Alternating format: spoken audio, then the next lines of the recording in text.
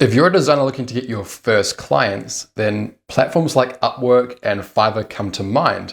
The truth is, most designers who sign up for these platforms have no idea what's coming. I know that was definitely the case for me.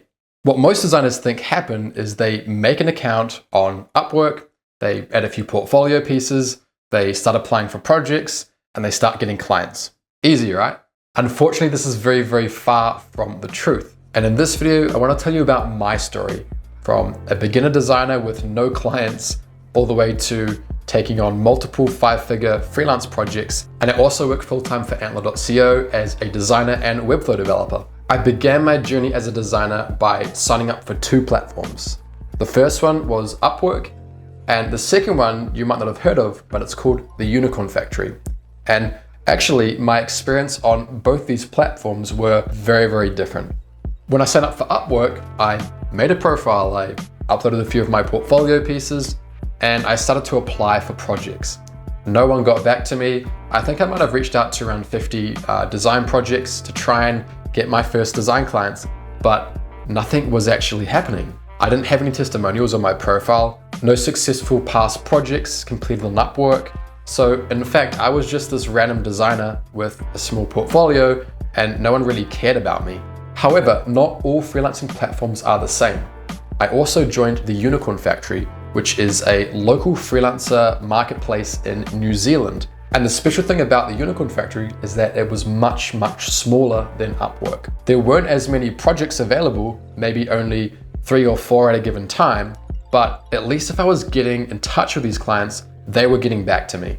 What I'm trying to explain to you here is that on these freelancing platforms, they're not all the same, and freelancing platforms like Fiverr and Upwork have a lot of projects, but a lot of competition. And so when you jump on those platforms, you're up against a lot of other people to try and fight for those projects. On other platforms such as the Unicorn Factory or your local directory, these are a lot smaller and they're a lot less known, but there's a lot less competition. I personally think it's great to be a smaller fish in a smaller pond than a small fish in a big pond. Gradually, I was able to get my first few projects, and eventually clients were starting to reach out to me because they had found my profile on the Unicorn Factory. I spoke to a guy who was doing really well on Upwork, and he told me it's a pure numbers game. He has AI tools, he has a web scraper that gets all the leads that are qualified from his area. He automates a proposal outreach for them that's been written by AI. So do you think when most beginner designers join Upwork, they know what a web scraper is, that they know how to use AI to generate proposals, that they have this entire process behind their Upwork? No, they just join and they've got no idea what they're doing. So when I had just started out on Upwork, I had no clue that there were people out there that had advanced software to help them produce proposals en masse and basically apply for tons of projects when I was doing everything by hand. I want to be clear, I'm not trying to discourage you from using platforms like Upwork, just showing you that you need to be using these tools and systems to be playing with the big boys. So what do you do as a designer if you want clients, but you know it's really hard to use platforms like Upwork and Fiverr? Try find a local freelancer network, any kind of job board that you can join as a web designer or a web developer. Some great examples of these are obviously the Unicorn Factory, but also I found this other one called Folk, which is a Norwegian platform. So these platforms are out there. You can find them on the web. Webflow Experts was quite a good one a few years ago, but now it's become, very saturated. But there are job boards out there where you can create a profile and there's much less competition on these job boards. Think of Upwork as the big pond which has sharks in it. I can go slow ahead. Come on down and chum some of this shit.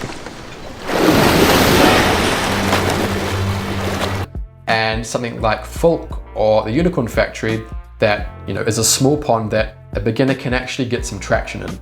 Make sure you hit subscribe on the video because in part 2 of this, I'm actually going to take you through how I get clients today. And it's not the Unicorn Factory and it's definitely not Upwork. If you are looking to get into Upwork, here's what I would say. Understand the platform and understand how it works, that it's a numbers game and you need the right software to support you to be successful. Make sure you get those positive testimonials. Even before you start, try and find some family members that can put some testimonials on your profile for some work you maybe did for them. and potentially even buy a course or find a community of people that know Upwork so you can actually start learning the platform. But actually, here's the point that I want to make to you in this video. And if you've stayed this far, I really respect you for, investing time into building your career. Because the truth is that freelancing platforms are just for getting started. Like, do you think all the best clients that have, 20K plus budgets are going to Fiverr and Upwork? They're not even touching these platforms unless it's for really small, quick jobs. They do not put projects that are really important, that are very valuable on Fiverr or Upwork. And this is actually the subject of my next video, because in part 2, I'm going to take you through where I prefer to get my clients from these days. And I want to share with you how big companies think about trying to find designers for really big projects.